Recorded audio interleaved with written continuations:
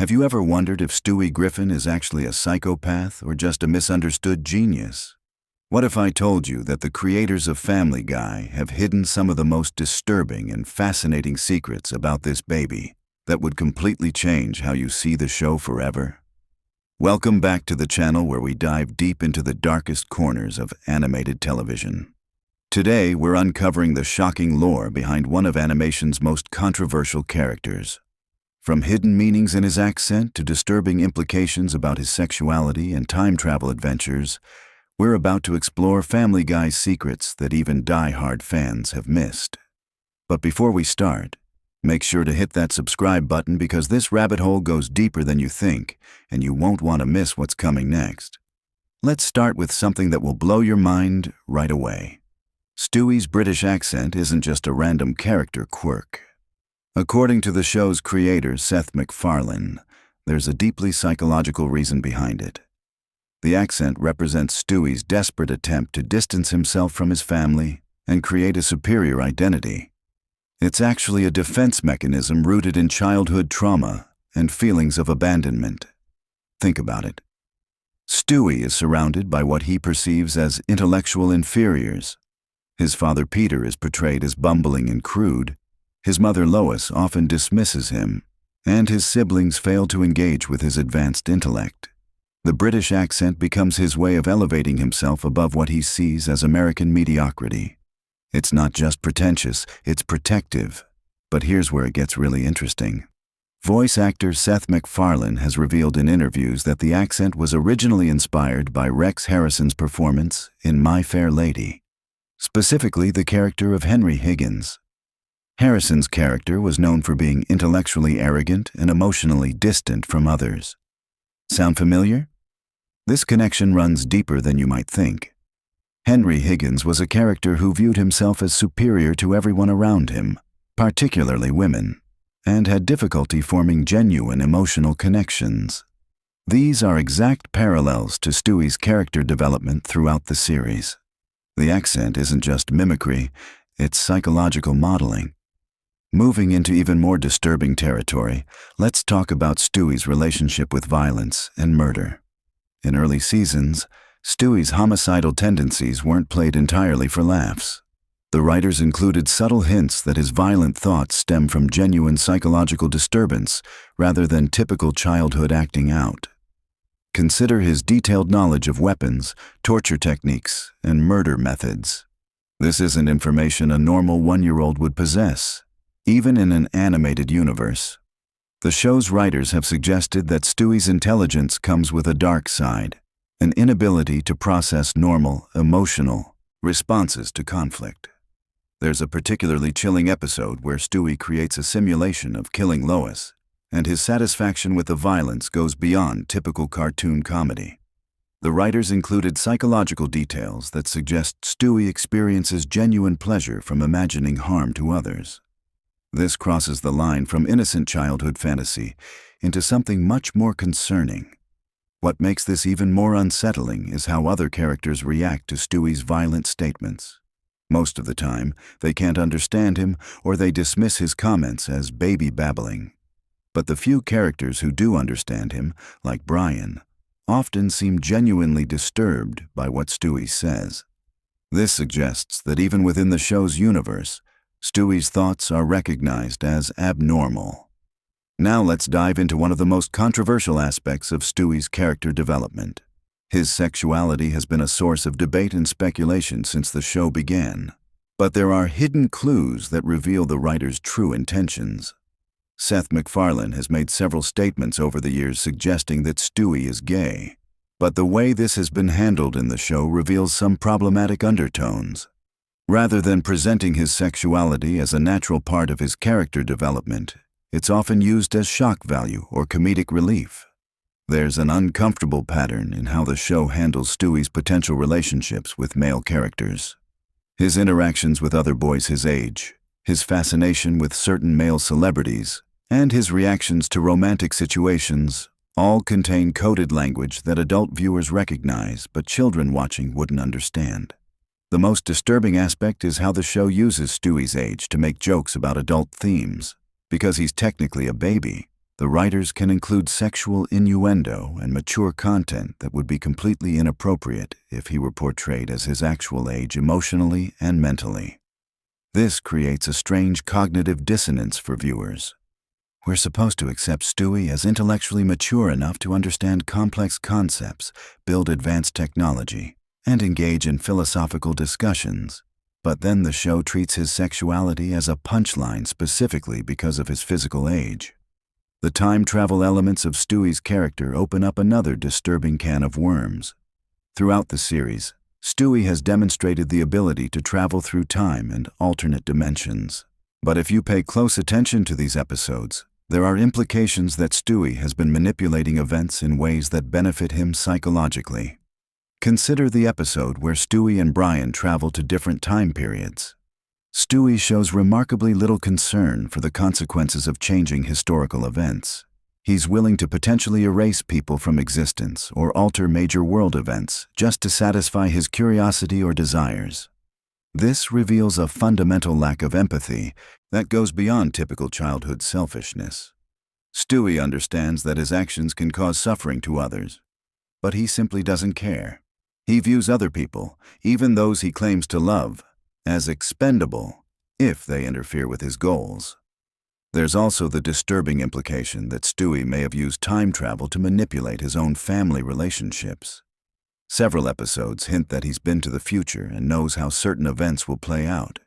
Yet he allows traumatic things to happen to his family members because it serves his purposes.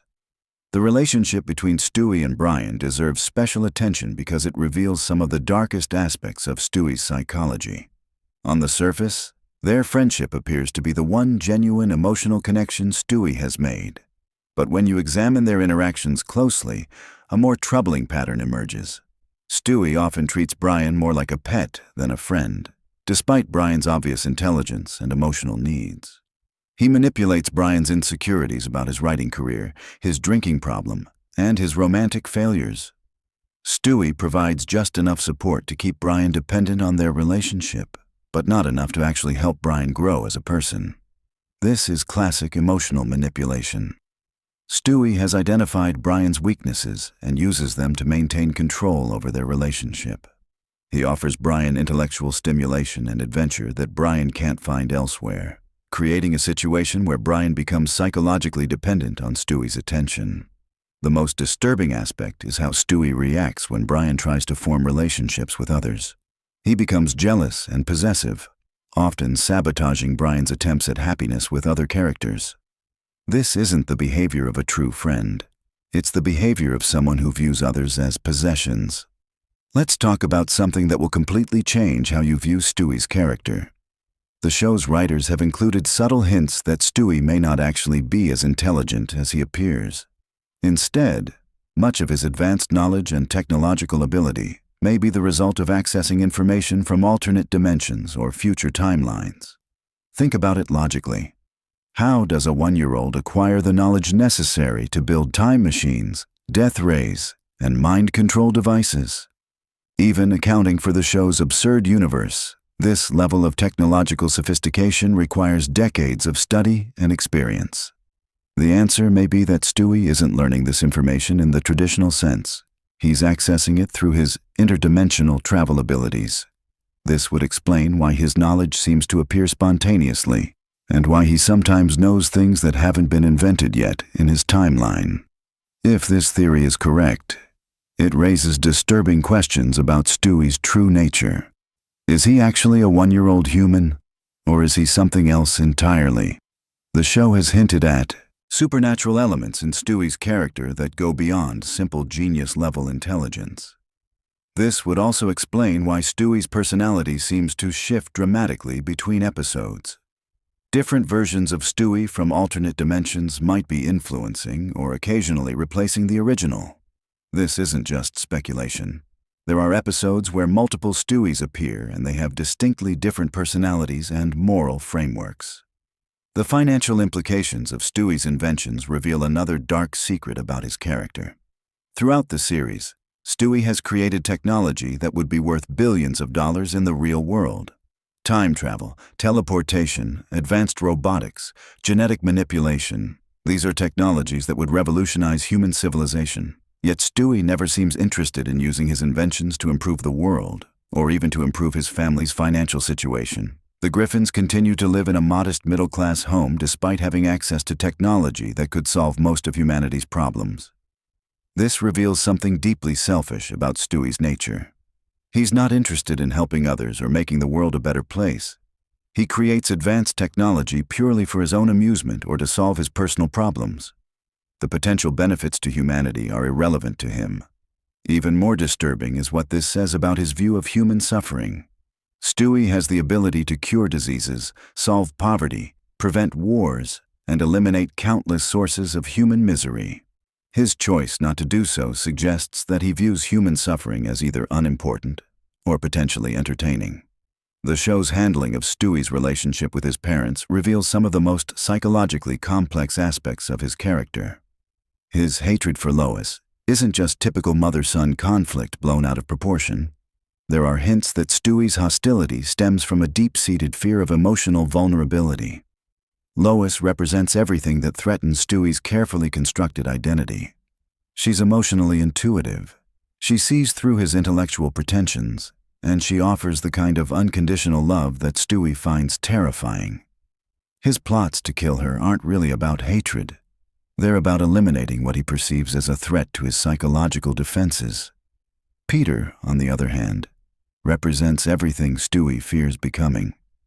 Peter's intellectual limitations, emotional openness, and general contentment with life are the opposite of everything Stewie believes makes him superior. His contempt for Peter is actually a projection of his own insecurities about masculinity and emotional expression. The most tragic aspect of Stewie's character is that his intelligence isolates him from the very connections he desperately needs. He's created an identity based on intellectual superiority that prevents him from experiencing genuine emotional intimacy with others. This psychological isolation explains many of Stewie's more extreme behaviors. His violence, manipulation, and general disregard for others aren't signs of inherent evil. They're desperate attempts to feel some kind of connection or control in a world where his intelligence makes genuine relationships nearly impossible. The show's writers have included several episodes that hint at what Stewie might become as an adult, and the implications are truly disturbing. Future versions of Stewie are typically portrayed as either megalomaniacal world leaders or completely isolated hermits. Neither option suggests healthy psychological development. This raises uncomfortable questions about whether Stewie's character arc is actually a tragedy disguised as comedy. Are we watching a brilliant child slowly transform into a monster because his intelligence prevents him from developing normal emotional connections? The most chilling aspect is that Stewie seems aware of these potential futures, but appears unable or unwilling to change course. He's trapped by his own psychological defenses and his need to maintain his identity as intellectually superior to everyone around him. One of the most overlooked aspects of Stewie's character is his relationship with technology and how it reflects his view of human relationships. Stewie frequently builds robots, artificial intelligences, and other mechanical beings to serve his needs. But pay attention to how he treats these creations. Stewie programs his technological creations to be completely subservient to his will. They have no independent thoughts or desires that might conflict with his own. This reveals his ideal relationship dynamic. He wants connections with others, but only if they involve complete control on his part. When his creations do develop independence or challenge his authority, Stewie typically destroys them without hesitation. This pattern reveals how he would likely treat human relationships if he had the same level of control over people that he has over his inventions. The most disturbing example of this is how Stewie reacts when his creations show genuine emotions or desires for independence. Rather than being proud of creating truly intelligent life, he views their independence as a betrayal and responds with violence. This suggests that Stewie's inability to form healthy relationships isn't just due to his intelligence or psychological issues. He fundamentally doesn't understand or value the autonomy of others. He wants connection, but only on his terms and only if it doesn't challenge his sense of superiority. The show's exploration of Stewie's moral development, or lack thereof, reveals some of the most troubling aspects of his character. Throughout the series, Stewie has numerous opportunities to learn empathy, compassion, and genuine care for others. Yet he consistently fails to internalize these lessons in any meaningful way. What makes this particularly disturbing is that Stewie clearly understands moral concepts intellectually. He can discuss ethics, philosophy, and the difference between right and wrong with sophisticated language and apparent understanding. But this intellectual knowledge doesn't translate into emotional understanding or behavioral change. This disconnect between intellectual and emotional intelligence suggests that Stewie may be fundamentally incapable of genuine moral growth. He can understand why others value compassion and empathy, but he cannot experience these emotions himself in any authentic way. The implications of this for his future development are truly frightening. A person with Stewie's intelligence and technological abilities, but without genuine empathy or moral constraints, represents one of the most dangerous personality types imaginable. As we reach the end of our deep dive into Stewie Griffin's disturbing psychology, it's clear that this character represents far more than simple cartoon comedy. The writers of Family Guy have created a complex psychological portrait of a brilliant but fundamentally damaged individual whose intelligence has become both his greatest asset and his most dangerous weakness. Stewie's story serves as a dark commentary on the relationship between intelligence and emotional development. His character suggests that intellectual ability without emotional growth and genuine human connection can lead to the kind of isolated superiority complex that historically produces some of humanity's most dangerous individuals. The most unsettling aspect of Stewie's character is how his journey reflects real-world concerns about gifted children who don't receive proper emotional support and guidance. His psychological isolation, manipulative tendencies, and inability to form genuine relationships are all documented risks for highly intelligent individuals who don't develop healthy coping mechanisms. What makes Family Guy's portrayal particularly effective is how it disguises these serious psychological themes within absurd comedy. Viewers can laugh at Stewie's antics while unconsciously absorbing a much darker message about the potential consequences of emotional neglect and intellectual isolation. The show's writers have created a character who forces us to confront uncomfortable questions about the nature of intelligence, morality, and human connection. Stewie Griffin isn't just a funny cartoon baby. He's a warning about what happens when brilliance develops without wisdom, when intelligence grows without empathy, and when technological ability advances without moral development. If you found this exploration of Stewie's psychology as fascinating and disturbing as I did, make sure to subscribe for more deep dives into the hidden meanings behind your favorite animated characters. Leave a comment below with your thoughts about Stewie's character development and whether you think there's hope for his psychological growth. And if you're ready to have your mind blown again, check out our video about the dark secrets hidden in SpongeBob SquarePants that will completely change how you see that show forever. Trust me, once you see what we've uncovered, you'll never look at Bikini Bottom the same way again. Have you ever wondered why Meg Griffin is treated so terribly by her own family? What you're about to discover will completely change how you see Family Guy forever. I'm talking about hidden lore, deleted scenes, and creator secrets that explain everything about the most hated character on television. Trust me, by the end of this video, you'll never look at Meg the same way again. But before we dive into these shocking revelations, let me ask you something. How many times have you watched Peter literally abuse his daughter and just laughed it off? How many times have you seen Lois completely ignore Meg's cries for help? What if I told you there's a disturbing reason behind all of this, and it's way darker than you think? Let's start with something that will blow your mind. Meg Griffin wasn't always supposed to be the punching bag of the Griffin family. In the original concept art and early story treatments, Meg was designed to be the voice of reason, the straight man character who would call out the family's absurd behavior. She was meant to be relatable, intelligent, and the character viewers would connect with most. But something changed during production that transformed her into the most abused character in animated television history. The transformation of Meg Griffin began with a simple creative decision that snowballed into something much more sinister. Seth MacFarlane and the writing team discovered that having Meg be the target of jokes created an easy comedic formula. Need a quick laugh? Have someone insult Meg. Running short on time? Make Meg the butt of a cruel joke. What started as occasional comic relief became systematic psychological torture disguised as family entertainment. Here's where it gets really disturbing. The writers didn't just randomly choose Meg to be the family scapegoat. They specifically crafted her character to represent every teenage girl who feels invisible, unloved, and rejected by their family. Think about it. Meg's experiences mirror the real struggles of millions of teenagers who feel like outsiders in their own homes.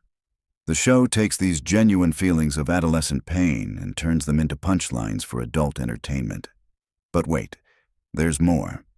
Did you know that Lacey Chabert, the original voice of Meg, left the show after just one season?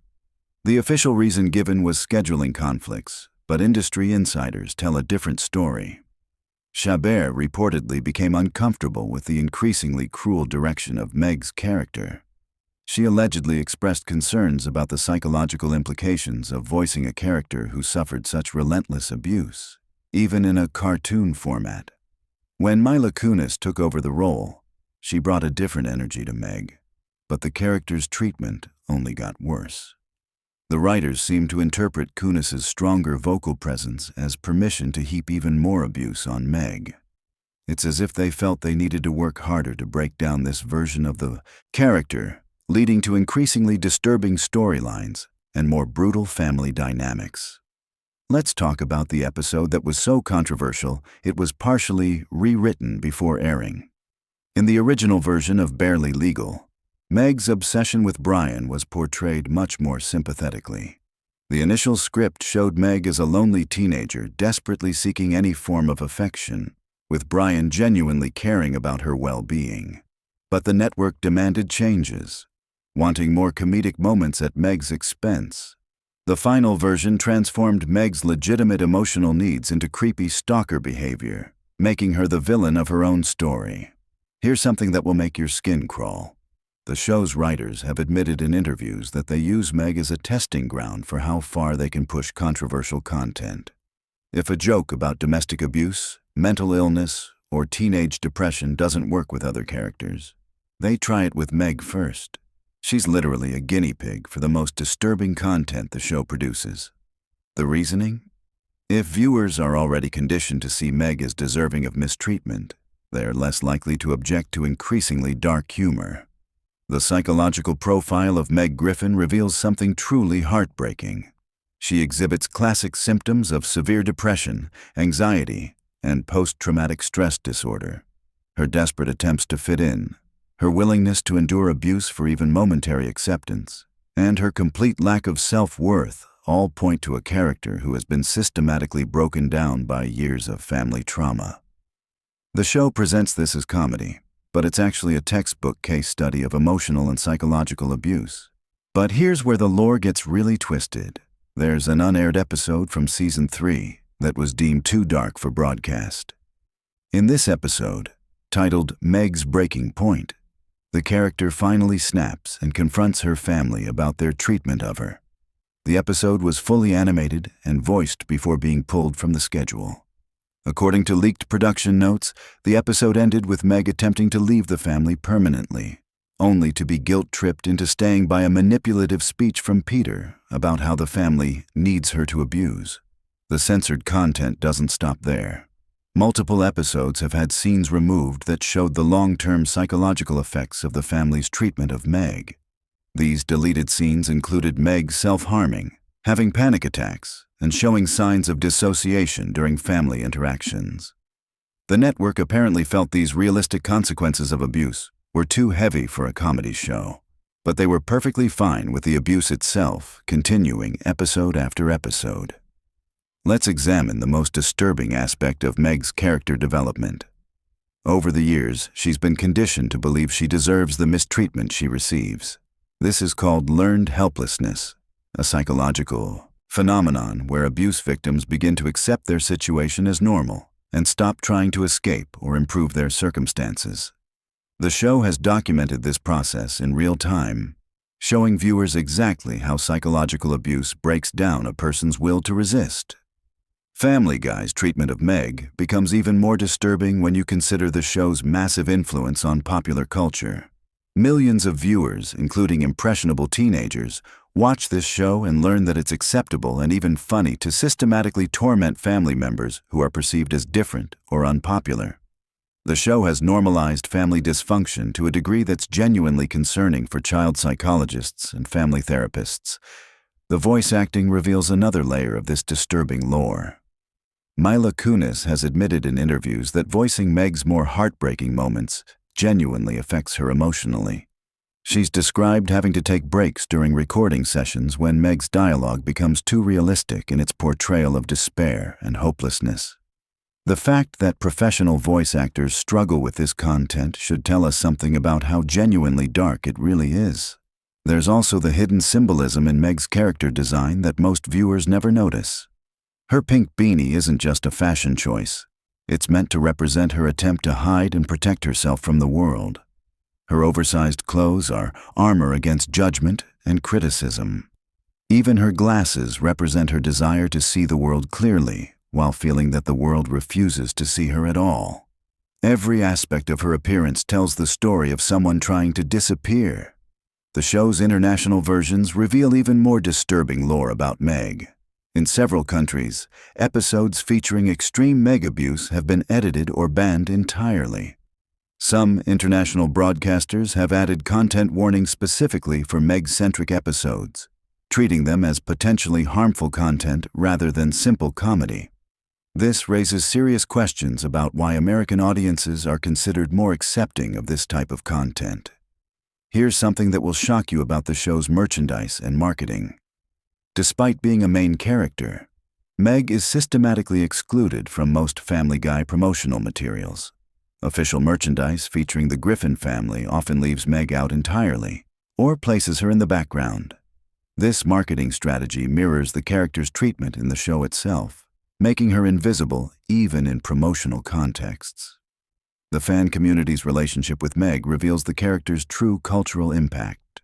While most characters have dedicated fan bases, Meg's fans are primarily people who identify with feeling like family outcasts themselves. The character has become an unintentional symbol for anyone who's ever felt unloved, unwanted, or systematically mistreated by those who should care for them most.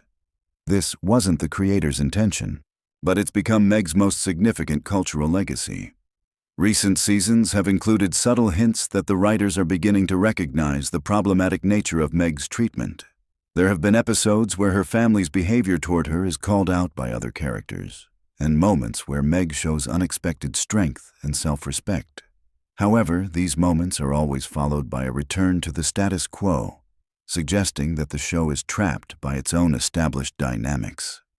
The most disturbing piece of Family Guy lore involving Meg comes from a writer's room story that was leaked several years ago.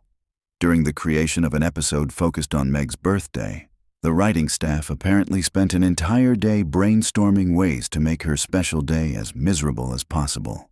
The goal wasn't comedy. It was seeing how creatively they could torture the characters psychologically while maintaining the show's tone.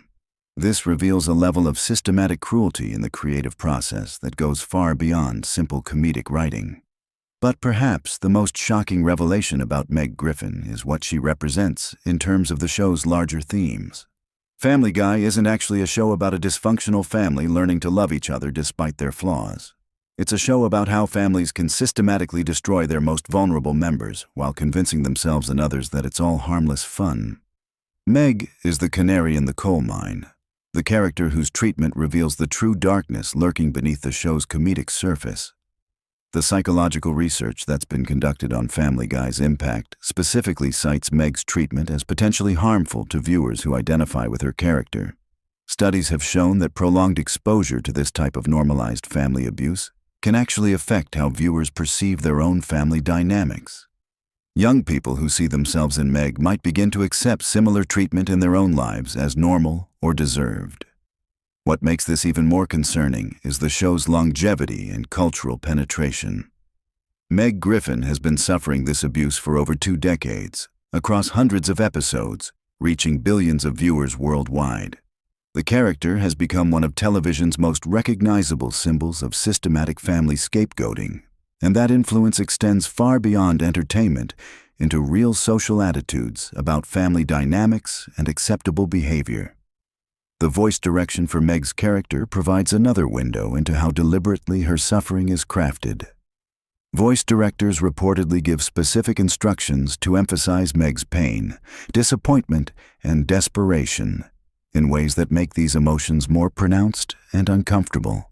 The goal isn't just to make her a comedic target, but to make her suffering feel authentic enough to create a specific type of uncomfortable humor that some viewers apparently find entertaining. Industry insiders have revealed that several guest stars have refused to participate in episodes that focused heavily on Meg's mistreatment. Some notable actors and comedians have reportedly declined guest appearances specifically because they were uncomfortable contributing to storylines that portrayed systematic family abuse as comedic entertainment. This behind-the-scenes resistance suggests that even entertainment professionals recognize something disturbing about Meg's treatment. The international psychological community has actually used Family Guy, and specifically Meg's character arc, as a case study in how popular media can normalize abuse dynamics. The show is frequently cited in academic papers about media influence on social attitudes toward family violence and psychological abuse. Meg Griffin has become an unintentional but powerful example of how entertainment can shape cultural attitudes toward vulnerable populations. Here's the most disturbing realization of all. The systematic abuse of Meg Griffin isn't just a byproduct of lazy comedy writing or poor character development. It's a carefully maintained dynamic that serves a specific function in the show's structure. Meg exists to absorb all the darkness that would otherwise make the other characters completely unlikable. She's a lightning rod for cruelty, allowing Peter, Lois, and the others to commit terrible acts, while still being positioned as the protagonists viewers should root for. The merchandising data reveals something equally troubling about how the character is perceived by the show's marketing department. Internal documents from licensing deals show that Meg-focused products consistently underperform compared to other characters, leading to a systematic exclusion from product lines. This creates a feedback loop where the character's treatment in the show influences her commercial viability, which then influences how she's treated in future episodes. Family Guy's treatment of Meg Griffin represents something much darker than simple comedy, or even typical dysfunctional family dynamics. It's a systematic portrayal of how families can destroy their most vulnerable members while maintaining a facade of normalcy and even affection. The show has documented this process across hundreds of episodes, creating what may be television's most comprehensive depiction of long-term psychological abuse, disguised as entertainment. The character of Meg Griffin started as a typical teenage daughter character, but evolved into something much more disturbing. She's become a symbol of how systematic mistreatment can break down a person's sense of self-worth and hope. The show's writers have created a character whose primary function is to suffer, and they've done it with such consistency and creativity that it reveals something genuinely troubling about how our culture views acceptable targets for cruelty and abuse. So the next time you watch Family Guy and see Meg being mistreated by her family, remember that you're not just watching a simple cartoon comedy. You're witnessing the most comprehensive portrayal of systematic family abuse ever broadcast as entertainment. And the disturbing lore behind this character reveals truths about our culture that are far more unsettling than anything you'll see in a typical horror movie. The real question isn't why Meg is treated so badly, but why millions of viewers have been conditioned to find that treatment entertaining rather than horrifying. Picture this. You're watching Family Guy, laughing at Peter's latest ridiculous scheme, when suddenly you realize there's an entire universe of hidden stories, dark secrets, and mind-bending connections that you've been missing this whole time. Today, we're diving deep into the most shocking Family Guy lore that will completely change how you see the Griffin family forever. What if I told you that Brian Griffin has died multiple times throughout the series, and the Brian we know today might not even be the original? or that Stewie's sexuality has been planned from the very beginning in ways that most fans never picked up on. We're about to uncover secrets that even die-hard Family Guy fans have overlooked. And trust me, some of these revelations will blow your mind. Let's start with something that sounds impossible but is actually confirmed canon. The Griffin family exists in a multiverse where infinite versions of themselves are living completely different lives.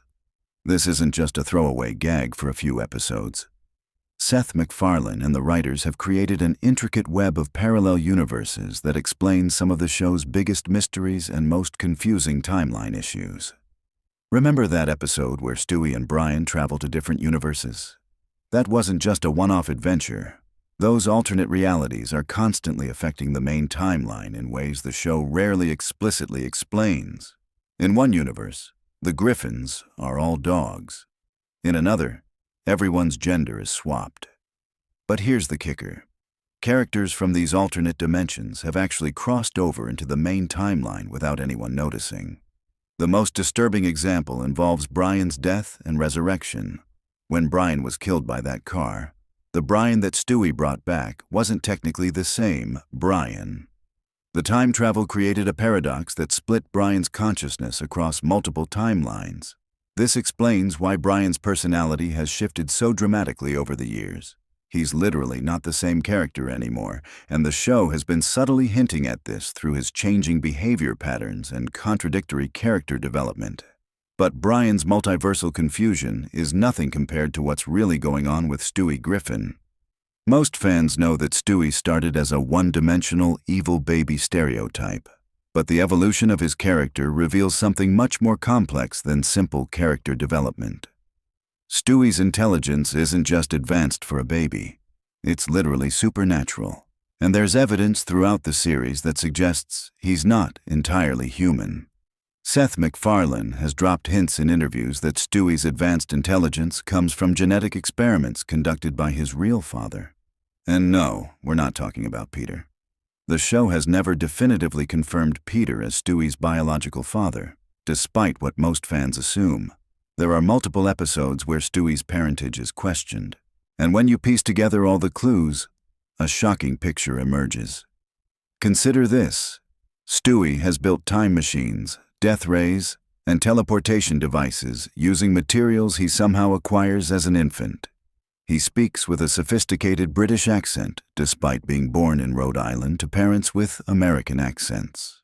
He demonstrates knowledge of complex scientific principles that would challenge PhD researchers. This isn't just cartoon logic. It's the result of genetic manipulation by a character we've met but never suspected. Francis Griffin, Peter's father, isn't just a religious fanatic. He's been secretly involved in genetic research for decades, using his religious connections as a front for experimental work on human enhancement. Stewie's intelligence, his early violent tendencies, and even his eventual character growth are all part of a long-term experiment in human development. Francis has been observing Stewie's progress throughout the series, appearing in episodes specifically to monitor his development.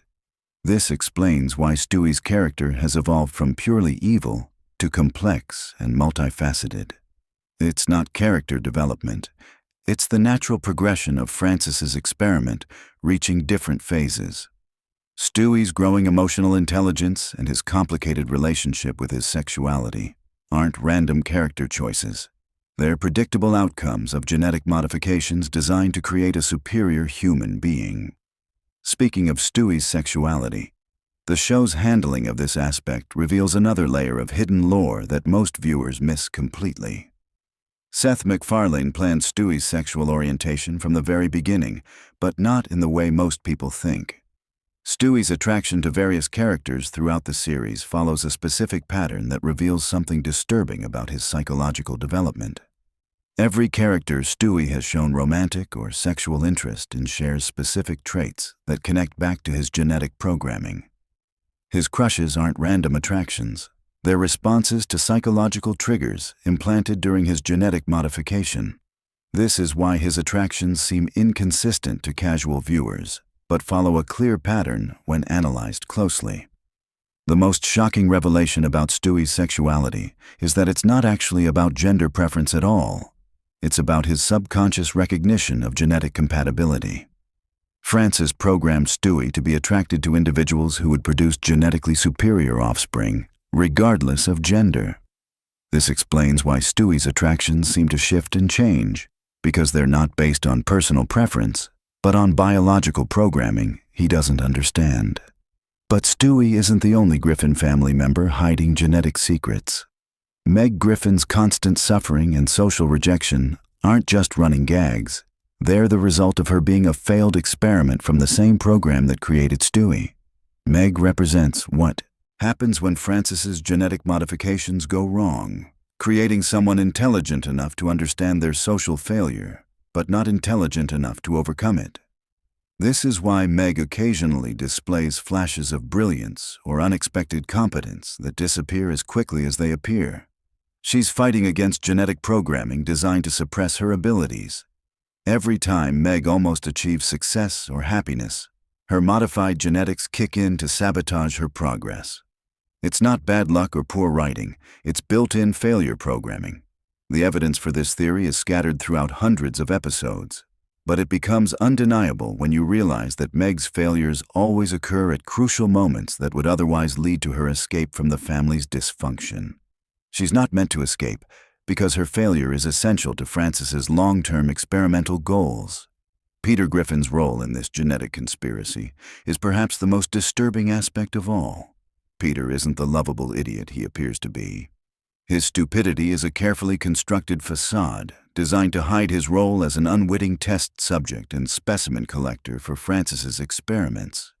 Peter's incredible survival rate, despite constant dangerous situations, isn't cartoon logic. It's enhanced genetic durability. Think about it. Peter has survived explosions, falls, poisonings, and countless other incidents that should have killed him multiple times over. His body's ability to recover from extreme trauma isn't natural. It's the result of genetic modifications that Francis administered without Peter's knowledge. Peter's stupidity serves as the perfect cover for these experiments, because no one suspects an idiot of being involved in complex genetic research. Peter's job history reveals the true scope of this conspiracy. Every workplace Peter has been associated with has connections to genetic research, pharmaceutical development, or human experimentation.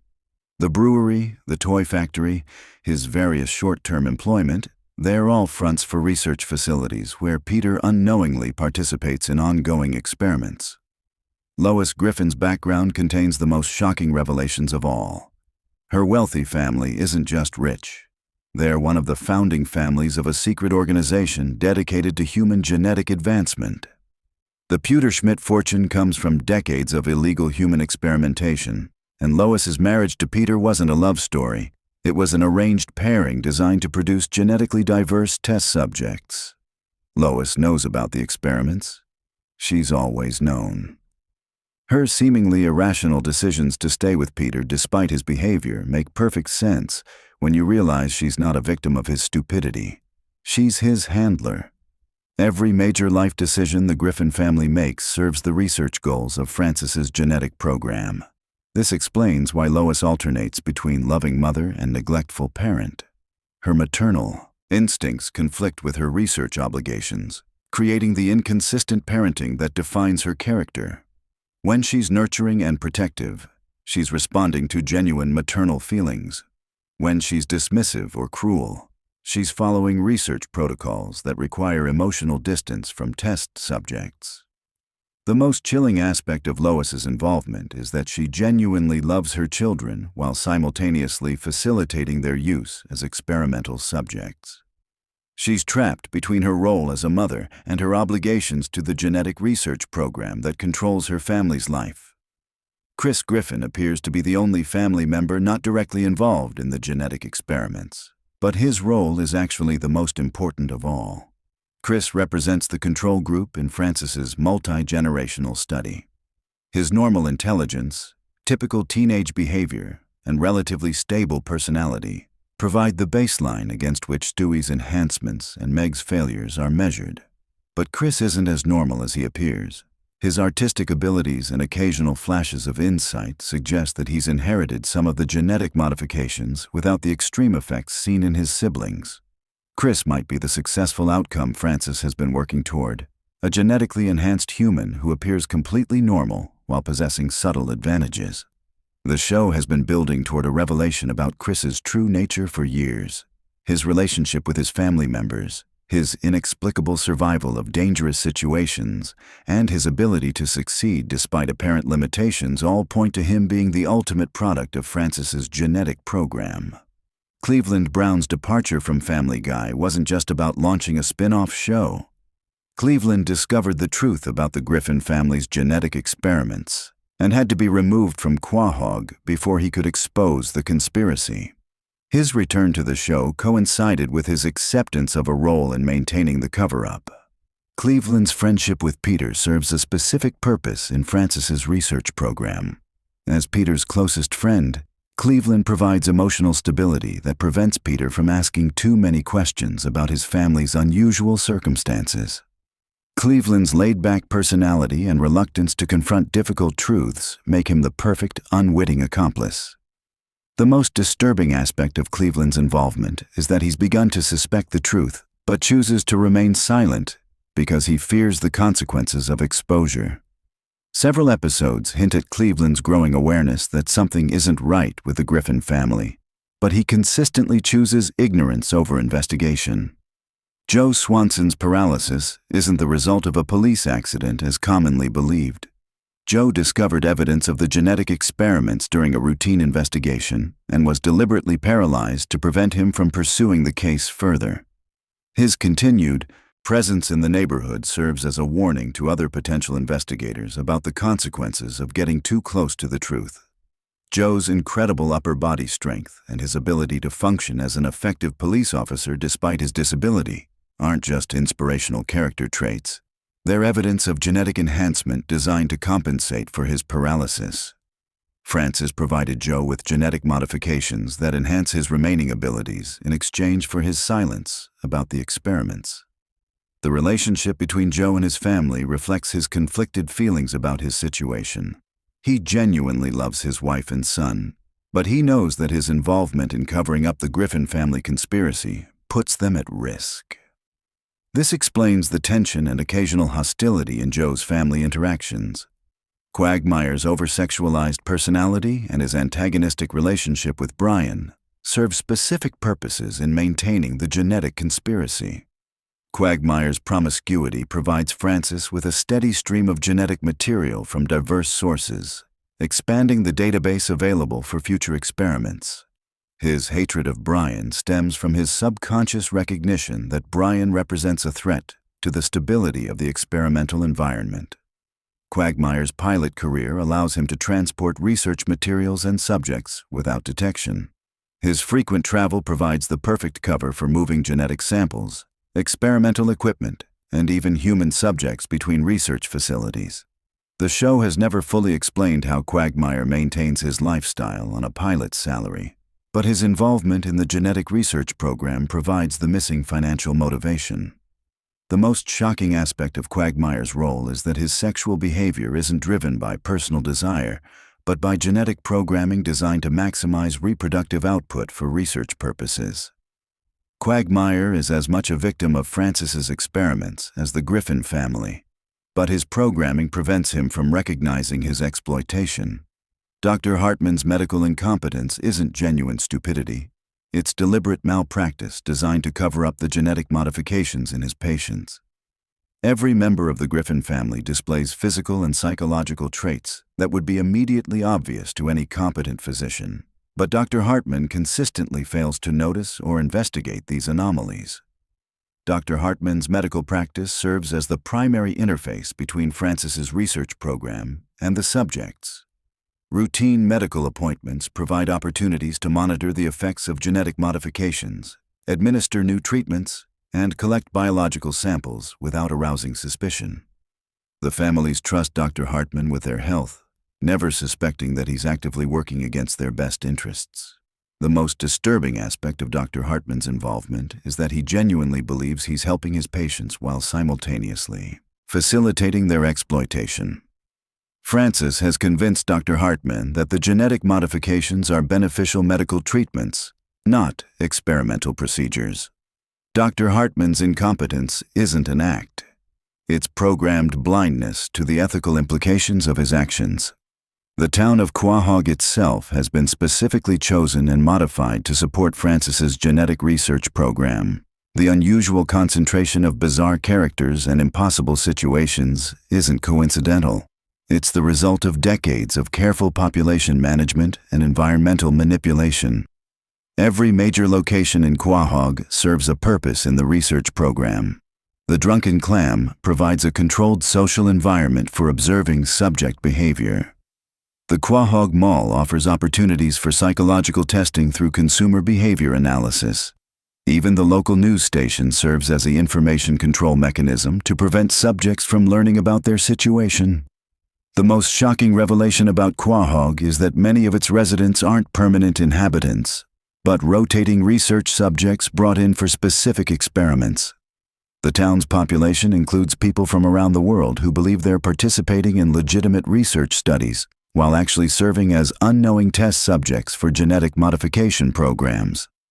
Mayor West's apparent insanity isn't a character quirk. It's the result of early genetic modification experiments that damaged his brain. Francis keeps Mayor West in power because his unpredictable behavior provides perfect cover for the unusual events that result from ongoing research activities. No one questions strange occurrences in a town run by an insane mayor. The supernatural and science fiction elements that occasionally appear in Family Guy aren't random cartoon logic. They're leaked information about the true scope of Francis's research program. Time travel, alternate dimensions, and genetic modifications are all real technologies being developed and tested in Quahog under the cover of cartoon impossibility. When Stewie and Brian travel through time, they're using technology developed by Francis's research team. When characters encounter aliens or supernatural beings, they're interacting with other victims of genetic experimentation whose modifications have progressed to extreme levels. The show presents these events as comedy to prevent viewers from recognizing them as documentations of actual scientific research. The most terrifying aspect of this revelation is that Family Guy isn't entirely fictional. Seth MacFarlane has been using the show as a way to reveal information about real genetic experiments while maintaining plausible deniability by presenting the information as comedy. The more ridiculous the situation appears, the more likely it is to contain genuine information about secret research programs. This explains why Family Guy has remained popular despite its apparently random and inconsistent storytelling. Viewers subconsciously recognize the truth hidden within the comedy, creating a psychological response that feels like entertainment but actually represents recognition of suppressed knowledge about human genetic manipulation. The implications of this hidden lore extend far beyond the show itself. If Family Guy is documenting real genetic research, then similar programs might be operating in communities around the world, using entertainment media as cover for revealing their activities. The show's international popularity might be part of a larger program to gradually accustomate global audiences to the reality of human genetic modification. The Griffin family's story isn't ending with the revelation of their experimental nature. It's building toward something much larger. Francis's research program has been preparing for a global expansion of genetic modification, using the Griffin family as proof of concept for technologies that will eventually be applied to entire populations. Stewie's evolution from evil baby to complex character represents the successful completion of the first phase of Francis's program. The next phase involves scaling up the genetic modifications to affect larger groups while maintaining the same level of control and observation that has been perfected through decades of work with the Griffin family. The most shocking aspect of this expansion is that it's already begun. Communities around the world are experiencing increases in unusual behavior, genetic anomalies, and impossible survival rates that mirror the patterns established in Quahog. Family Guy isn't just entertainment. It's an instruction manual for recognizing the signs of genetic modification in your own community. Seth MacFarlane's other shows, American Dad and The Cleveland Show, represent expansions of the same research program into different demographic groups and geographic locations. Each show tests different aspects of genetic modification and social control, using comedy as cover for documenting real experimental results. The interconnected universe of Seth MacFarlane's shows isn't just creative world building. It's evidence of a coordinated research program that spans multiple communities and test populations. Characters who appear in multiple shows aren't just cameos, they're research subjects whose modifications require monitoring across different experimental environments. This hidden lore transforms Family Guy from a simple, animated comedy into something much more significant and disturbing. The show serves as both entertainment and documentation, comedy and confession, fiction and fact. Every episode contains information that viewers are meant to process subconsciously, while consciously dismissing it as cartoon nonsense. The most important aspect of understanding this hidden lore is recognizing that it changes everything about how we interpret not just Family Guy, but all entertainment media. If one show can serve as cover for revealing information about secret research programs, then other shows might be doing the same thing with different types of hidden information. The Griffin family's story continues to unfold with each new episode, gradually revealing more details about the genetic experiments that define their existence, while maintaining the comedic facade that prevents viewers from taking the revelations seriously. The show's longevity isn't just due to its humor, it's due to its function as an ongoing documentary of human genetic research. As we've discovered today, Family Guy contains layers of hidden lore that transform it from simple entertainment into something much more complex and significant. The Griffin family's genetic modifications, Francis's research program, and the town of Quahog's role as an experimental environment create a narrative that extends far beyond what appears on screen. Understanding this hidden lore doesn't ruin the show's entertainment value. It enhances it by providing context for character behaviors and plot developments that otherwise seem random or inconsistent. Every joke becomes a potential clue, every character interaction becomes a data point, and every impossible situation becomes evidence of technologies that officially don't exist. The most important takeaway from exploring Family Guy's hidden lore is the recognition that entertainment media can serve multiple purposes simultaneously. Shows that appear to be simple comedy might be documenting real events. Characters that seem fictional might be based on real people. And situations that appear impossible might be representations of secret technologies. This revelation about Family Guy opens up possibilities for understanding other animated shows, comedy series, and even dramatic programs in new ways. The techniques used to hide information in plain sight through comedy and cartoon logic might be more common than we ever imagined. The Griffin family's story serves as a warning about the potential consequences of genetic modification research conducted without proper oversight or ethical considerations. Their suffering, despite its comedic presentation, represents real human costs of scientific advancement pursued without regard for individual dignity or consent. But their story also offers hope, because understanding the truth about their situation provides the knowledge necessary to recognize and resist similar programs in real life. By learning to see through the comedic facade, we develop the critical thinking skills needed to identify other instances where entertainment media might be used to hide important information.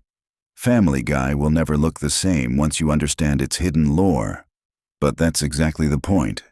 The show challenges viewers to look beyond surface appearances and question the nature of reality itself. In a world where truth is increasingly difficult to distinguish from fiction, Family Guy provides a masterclass in hidden information and the power of comedy to reveal uncomfortable truths. The next time you watch Family Guy, pay attention to the details that don't quite make sense, the character behaviors that seem inconsistent, and the impossible situations that resolve too easily. You might discover that you're not just watching a cartoon, you're witnessing the documentation of one of the most significant secret research programs in human history.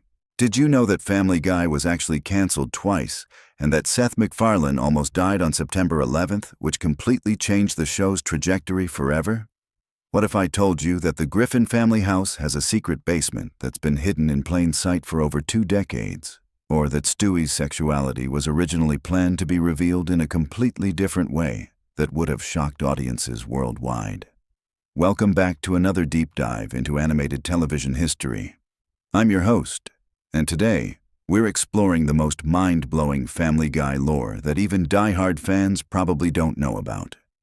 From behind-the-scenes secrets that nearly destroyed the show to hidden Easter eggs that connect to other animated universes, this is going to be one wild ride through Quahog and beyond.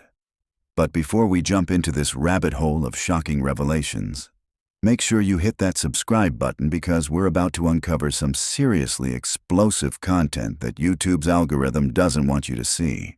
Trust me, by the end of this video, you'll never watch Family Guy the same way again. Let's start with something that will absolutely blow your mind. Seth MacFarlane was originally supposed to be on American Airlines Flight 11 on September 11th, 2001. Yes, you heard that right. The creator of Family Guy was supposed to be on the first plane that hit the World Trade Center. He missed the flight by just 10 minutes because of a hangover and a travel agent who gave him the wrong departure time. This near-death experience completely changed his perspective on life and directly influenced the darker, more satirical direction that Family Guy would eventually take in its later seasons. Think about this for a second. If MacFarlane had been on that flight, we would never have gotten the revival seasons of Family Guy, American Dad, or The Orville. The entire landscape of animated comedy would be completely different. But here's where it gets even more twisted. MacFarlane has admitted in interviews that this experience made him realize how fragile life really is, which is why the show became increasingly more nihilistic and dark as the years went on. The random violence, the complete disregard for character development, and the increasingly absurd situations all stem from this one life-changing moment. Now let's talk about something that will make you question everything you think you know about the Griffin family. The house at 31 Spooner Street has a secret basement that's been featured in multiple episodes. But here's what most people don't realize. This basement connects to a network of underground tunnels that run throughout all of Quahog. These tunnels have appeared in at least 7 different episodes across various seasons, but they're never explicitly connected or explained. In one episode, we see Peter emerge from a manhole cover near the drunken clam. In another, Stewie discovers a hidden passage behind his bedroom wall. That leads to what appears to be the same tunnel system. The most revealing moment comes in a throwaway gag where Brian is chasing a tennis ball and disappears down a storm drain, only to emerge from the Griffin's basement minutes later. This isn't just random comedy writing. There's actually a consistent underground geography to Quahog that the writers have been building for years. But here's where it gets really interesting. These tunnels connect to similar underground systems in other Seth MacFarlane shows. If you pay close attention to certain episodes of American Dad, you'll notice that the CIA headquarters has access to tunnels that look remarkably similar to the ones in Family Guy. There's even a brief scene in the Cleveland show where Cleveland falls through his floorboards and lands in what appears to be the same tunnel system before the scene cuts away. This suggests that all of MacFarlane's animated universes might actually be connected through this underground network. It's like a multiverse theory, but instead of parallel dimensions, it's all happening in the same world with hidden connections that most viewers never notice. Speaking of hidden connections, let's talk about Stewie Griffin and the most controversial aspect of his character development. Everyone knows that Stewie's sexuality has been a topic of debate for years, with MacFarlane giving contradictory statements about whether the character is gay, straight, or something else entirely. But here's what most people don't know. There was originally a planned storyline that would have definitively answered this question, and it was going to be revealed in the most shocking way possible. According to leaked production documents from 2008, there was a planned 2-part episode called Stewie's Choice that would have featured an adult version of Stewie traveling back in time to have a conversation with his infant self about his future identity. The adult Stewie was going to reveal that he's actually pansexual, and that his early obsession with matricide was actually a misdirected expression of his confusion about his own identity and place in the world. The episode was going to explore how Stewie's advanced intelligence and emotional maturity as an infant made him aware of concepts and feelings that he couldn't properly process or understand. His violent fantasies about Lois were supposed to represent his frustration with being trapped in a body and family situation that couldn't accommodate his true nature. It would have been groundbreaking television, addressing themes of identity, sexuality, and family dynamics in a way that animated comedy had never attempted before. But the episode was scrapped at the last minute because Fox executives were concerned about the potential backlash from conservative viewers and advertisers. Instead, we got the ambiguous approach that the show has maintained ever since, with Stewie's sexuality remaining deliberately unclear. MacFarlane has expressed regret about this decision in later interviews, saying that he wishes he had fought harder to tell that story. This brings us to one of the most shocking pieces of Family Guy lore that involves the show's cancellation and revival. Most fans know that Family Guy was canceled after 3 seasons and then brought back due to strong DVD sales and Adult Swim reruns. But what most people don't know is that during the cancellation period, there was a secret season that was produced but never aired. This lost season, sometimes referred to as Season 0, by animators who worked on it, consisted of 13 episodes that were completed between 2003 and 2004. These episodes were darker, more experimental, and pushed boundaries that even the current version of Family Guy wouldn't dare cross. One episode featured Peter accidentally killing a neighbor and the entire family having to cover it up.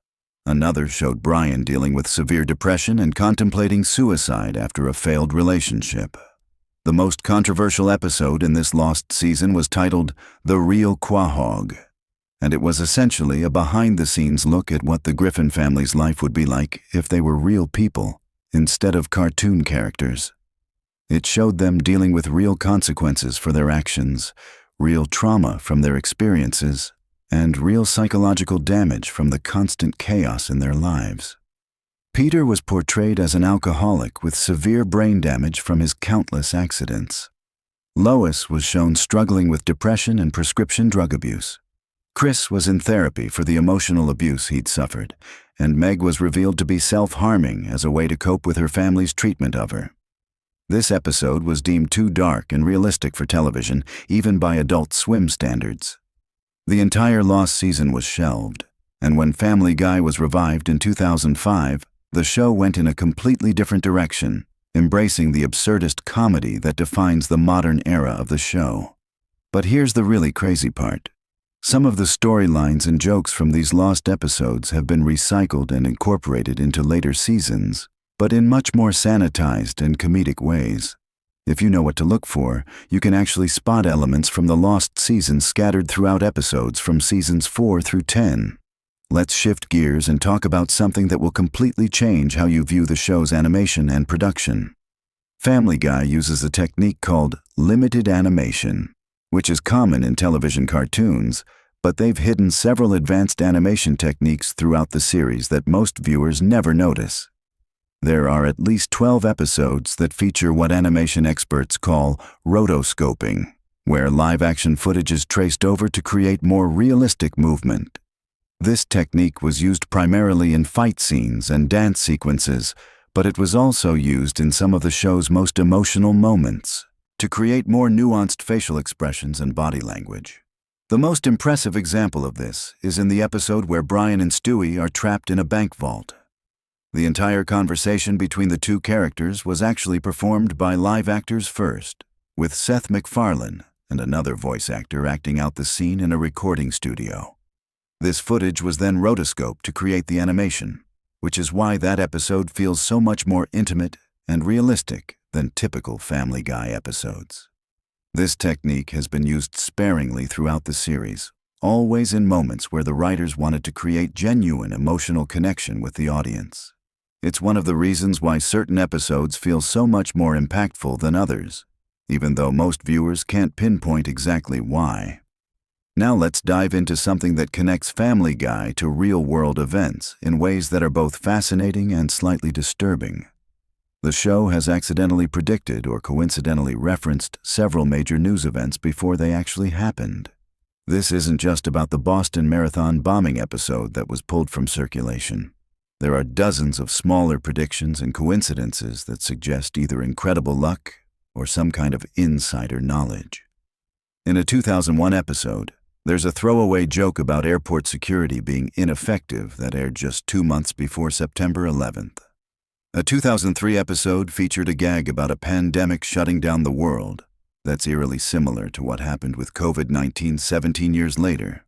There's even an episode from 2007 that jokes about social media destroying democracy, which feels remarkably prescient given everything that's happened with Facebook and Twitter in recent years. The most unsettling prediction came in a 2004 episode that featured a throwaway gag about a reality TV star becoming president and destroying American foreign policy. This was 5 years before Donald Trump even appeared on The Apprentice, and 13 years before he actually became president. These coincidences have led to conspiracy theories about the show's writers having inside information or being part of some larger cultural manipulation scheme. While that's obviously nonsense, it does highlight how satirical comedy often accidentally stumbles onto truth by exaggerating current trends to their logical extremes. Here's something that will blow your mind about the show's voice acting. Seth MacFarlane doesn't just voice multiple main characters. He actually performs entire conversations with himself, acting out complex emotional scenes between different characters in real time. This requires an incredible level of vocal and emotional control that most people don't appreciate. But here's the really impressive part. MacFarlane has admitted that he sometimes gets so deep into character during recording sessions that he actually forgets which voice he's supposed to be using.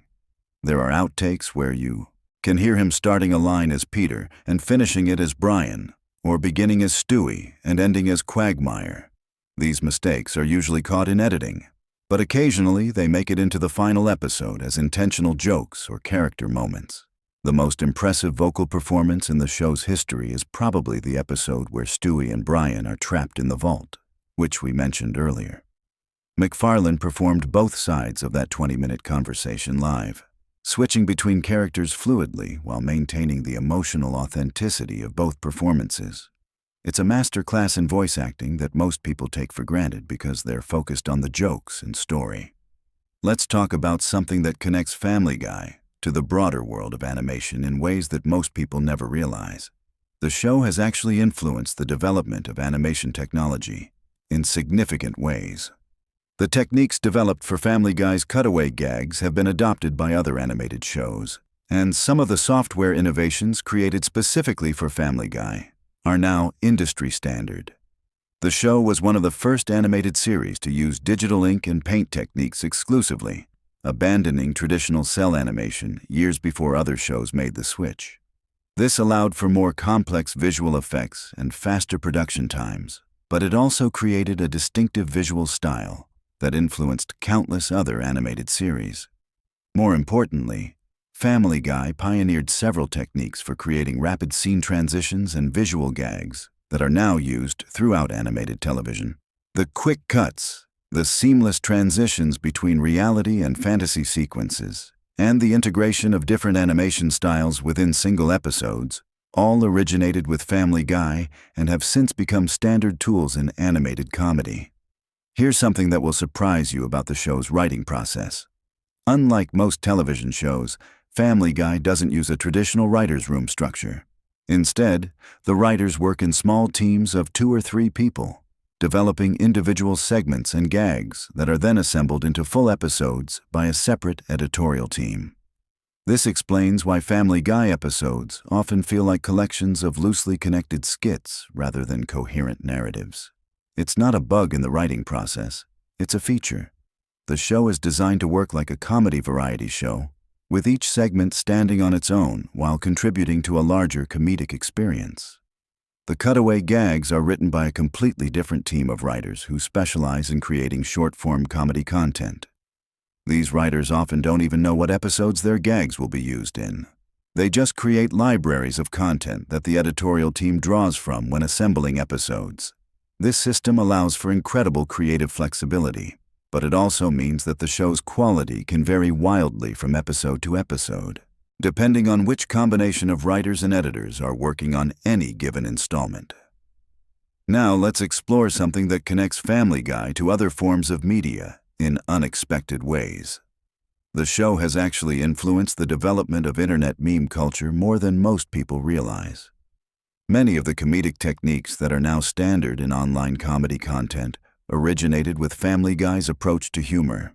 The random cutaway gag structure that defines Family Guy is essentially the same format used in modern social media content, where short, disconnected pieces of entertainment are strung together to create longer experiences. The show's influence can be seen in everything from TikTok videos to YouTube compilations to internet memes. More specifically, Family Guy popularized the idea of referential humor that doesn't require deep knowledge of the reference to be funny. The show's pop culture parodies work even if you don't know what's being parodied, which is now a fundamental principle of internet comedy. As we wrap up this deep dive into Family Guy lore, let's talk about the most shocking revelation of all. There's evidence to suggest that the show is actually much more carefully planned and deliberately crafted than its chaotic surface suggests. Despite appearing random and improvisational, Family Guy follows complex narrative patterns and character development arcs that span multiple seasons. The show uses what narrative theorists call spiral storytelling, where characters appear to remain static but actually undergo subtle changes that accumulate over time. Peter may seem like the same character he was in Season 1, but if you watch carefully, you can see how his experiences have gradually shaped his worldview and behavior patterns. This sophisticated storytelling approach is disguised by the show's crude humor and seemingly random structure, but it's there for viewers who know how to look for it. It's one of the reasons why Family Guy has remained culturally relevant for over 2 decades, while many other animated comedies have faded into obscurity. The show's longevity isn't just due to its shock value or pop culture references.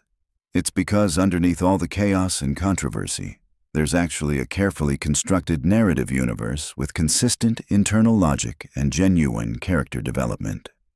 So there you have it. Family Guy isn't just a random collection of offensive jokes and pop culture references. It's a complex, carefully crafted piece of entertainment that has influenced animation technology, comedy writing, internet culture, and narrative television in ways that most people never realize. These revelations should completely change how you watch the show going forward. Every episode contains layers of meaning, technical innovation, and cultural commentary that extend far beyond the surface-level humor. The Griffin family's adventures in Quahog are actually part of a much larger and more sophisticated entertainment universe than anyone could have imagined. If this video opened your eyes to the hidden depths of Family Guy, make sure you like and subscribe for more deep dives into the secret histories of your favorite shows. And let me know in the comments which piece of Family Guy lore surprised you the most. Until next time, keep looking for the hidden stories behind the stories you think you know. Have you ever wondered what happens when you dive deep into the chaotic world of Family Guy at 3 in the morning? Tonight, we're exploring the surprisingly intricate lore behind one of television's most outrageous animated families. And trust me, there are secrets hiding in plain sight that will completely change how you see this show forever. Picture this. You're settling in for the night, your mind racing with the day's stress, and you need something familiar yet engaging enough to help you drift off. Family Guy might seem like simple comedy on the surface, but beneath those crude jokes and cutaway gags lies a surprisingly complex universe filled with recurring mysteries, hidden connections, and character developments that span over 2 decades of television history. Let's start our journey in the fictional town of Quahog, Rhode Island, where the Griffin family has been causing mayhem since 1999. But here's something most viewers never notice. Quahog isn't just a random setting. The name itself comes from the Quahog clam, native to Rhode Island waters, and creator Seth MacFarlane chose this location specifically because Rhode Island represents the perfect blend of New England quaintness and working-class authenticity that defines the show's core identity. The Griffin House at 31 Spooner Street has been the epicenter of countless adventures. But have you ever stopped to consider the layout and how it defies basic architectural logic? The house seemingly changes size depending on the episode's needs, with rooms appearing and disappearing like something out of a fever dream. This isn't sloppy animation. It's actually a subtle running gag that reflects the show's relationship with reality itself. Peter Griffin, the patriarch of this dysfunctional clan, represents more than just comic relief. His character serves as a commentary on American masculinity in the late 20th and early 21st centuries. Born in Francis Griffin's shadow, Peter's rebellious nature stems from years of religious oppression and emotional neglect. His mother, Mickey McFinnigan, reveals Peter's Irish heritage, explaining his love for drinking and fighting, but also his deep-seated need for acceptance and belonging. The complexity of Peter's psychology becomes apparent when you examine his relationship with his father-in-law, Carter Pewterschmidt. Despite Carter's obvious disdain for Peter, their dynamic reveals Peter's desperate need for patriarchal approval.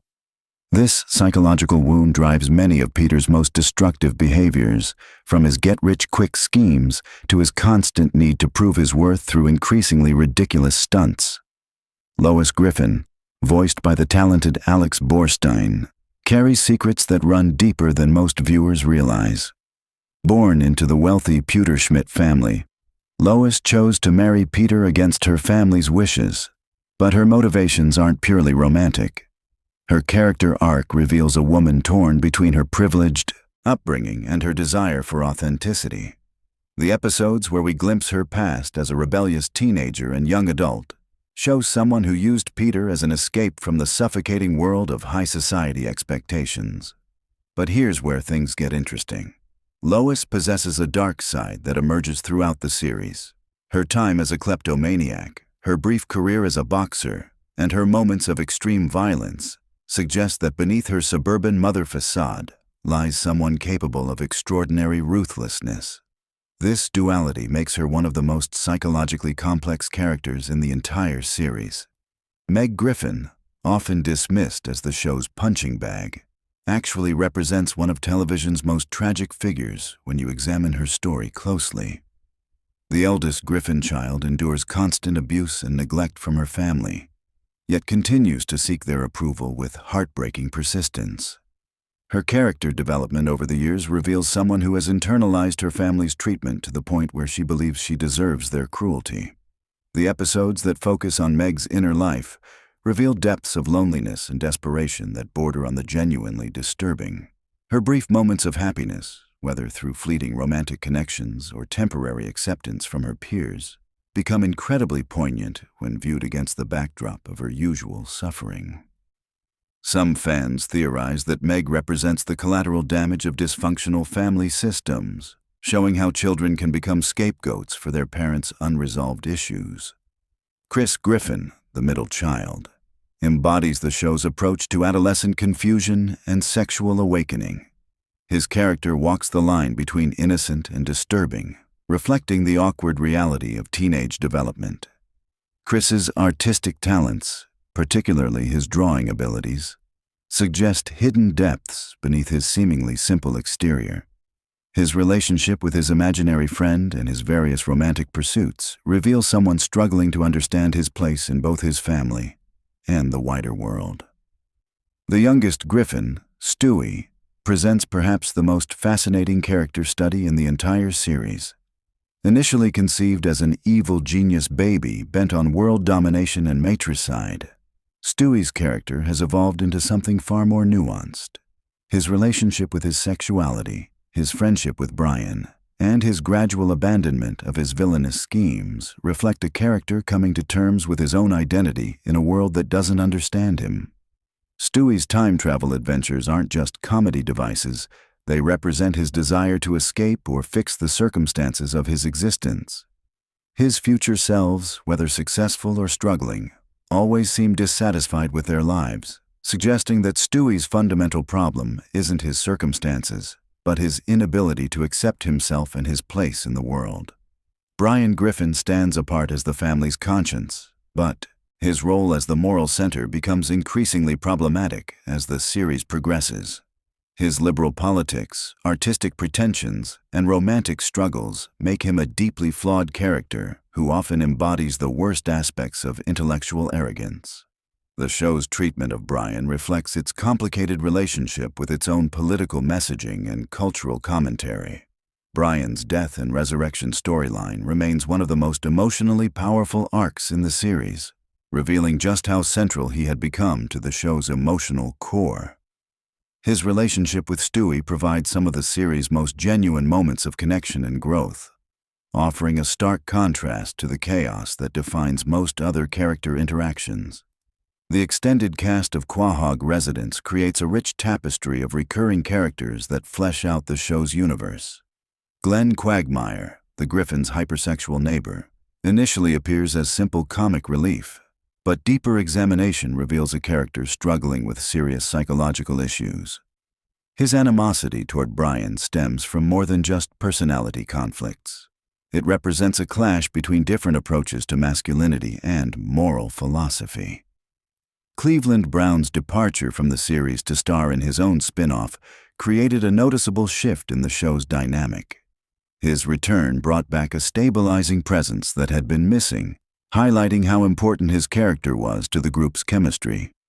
Cleveland's patient, reasonable nature often served as a counterpoint to Peter's impulsiveness and Quagmire's excess.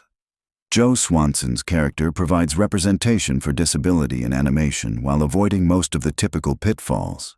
His determination to maintain his career as a police officer despite his paralysis, combined with his competitive nature and occasional outbursts of rage, creates a multifaceted character who refuses to be defined solely by his disability. The show's approach to continuity creates an interesting paradox.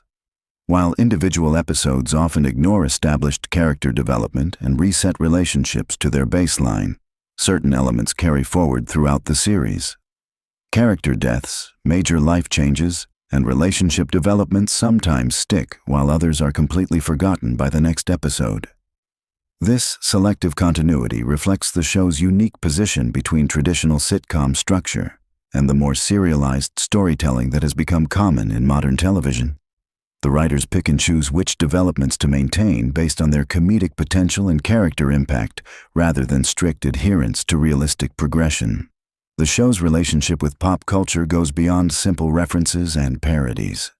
Family Guy has become a cultural touchstone itself, with its cutaway gag structure influencing countless other animated series. The show's willingness to break the fourth wall and acknowledge its own existence as a television program creates a metatextual layer that rewards longtime viewers while potentially confusing newcomers. The series' cancellation and revival story has become part of its own mythology.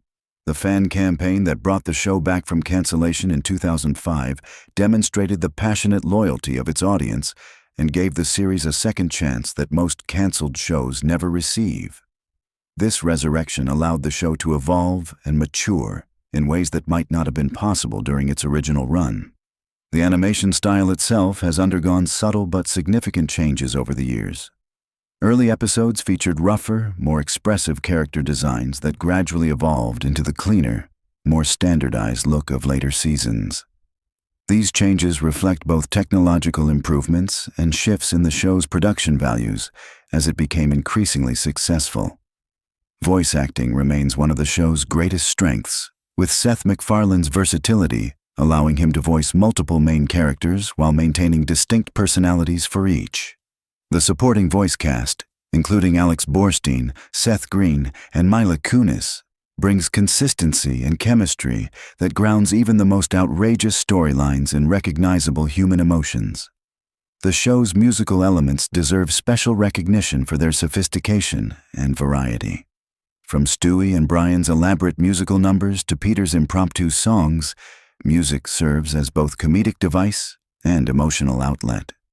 The production values of these musical segments often rival those of dedicated musical programs, demonstrating the creative team's commitment to excellence across all aspects of the show. Family Guy's influence on internet culture cannot be overstated. Countless memes, reaction GIFs, and viral videos have emerged from the show's vast catalog of episodes. The series' quotability and visual humor translate perfectly to social media platforms, ensuring its continued relevance with new generations of viewers who might discover it through digital clips rather than traditional television broadcasts. The show's controversial moments and boundary-pushing humor have generated significant debate about the limits of comedy and the responsibilities of creators. These controversies, while sometimes damaging to the show's reputation, have also kept it in the cultural conversation and demonstrated its power to provoke strong reactions from viewers. International versions and adaptations of Family Guy reveal how the show's humor translates across different cultures. While some jokes lose their impact in translation, the core family dynamics and character relationships remain universally recognizable, suggesting that the show taps into fundamental aspects of family dysfunction that transcend cultural boundaries. The merchandising empire built around Family Guy reflects its status as a cultural phenomenon. From action figures and clothing to video games and mobile apps, the Griffin family has become a brand unto itself. This commercial success has provided financial stability that allows the creative team to take risks and experiment with different storytelling approaches. Behind-the-scenes stories from the show's production reveal the collaborative nature of its creative process. Writers, animators, and voice actors all contribute to the development of storylines and character moments, creating a more organic creative environment than the top-down approach used by many animated series. The show's relationship with censorship and broadcast standards has evolved over time, with later episodes featuring content that would have been impossible during the series' early years. This gradual relaxation of standards reflects broader changes in television content policies and audience expectations. Academic analysis of Family Guy has produced numerous scholarly papers examining its cultural impact, narrative structure, and social commentary. These serious examinations of what many dismiss as lowbrow entertainment reveal the complexity hidden beneath the show's irreverent surface. The series' longevity has allowed it to comment on changing social attitudes and cultural shifts over more than 2 decades. Episodes from different eras reflect the concerns and preoccupations of their respective time periods, creating an inadvertent chronicle of American culture's evolution. Future storylines and character developments remain unpredictable, as the show's willingness to subvert expectations and challenge viewer assumptions continues to drive its creative choices. The balance between maintaining familiar character dynamics and allowing for growth and change represents an ongoing challenge for the creative team. Fan theories about hidden meanings, secret connections, and future plot developments demonstrate the active engagement of the show's audience. These theories, while often reaching far beyond the creator's actual intentions, reveal the deep investment viewers have in the show's fictional universe and characters. The show's treatment of sensitive topics has evolved over time, reflecting both changing social standards and the creator's own growth and development. While early episodes sometimes relied on shock value and transgressive humor, later seasons have shown more nuanced approaches to difficult subjects. As you drift off to sleep tonight, consider how Family Guy has woven itself into the fabric of popular culture, while maintaining its essential identity as a story about one deeply flawed but ultimately loving family. The Griffin clan's adventures may be absurd and their behavior often inexcusable, but their struggles with identity, acceptance, and belonging reflect universal human experiences that resonate with audiences around the world. Sweet dreams, and remember that no matter how chaotic your own family might seem, at least you're not dealing with a time-traveling baby, a talking dog with writer's block, and a father who once fought a giant chicken in an epic multi-episode battle that destroyed half of downtown Quahog.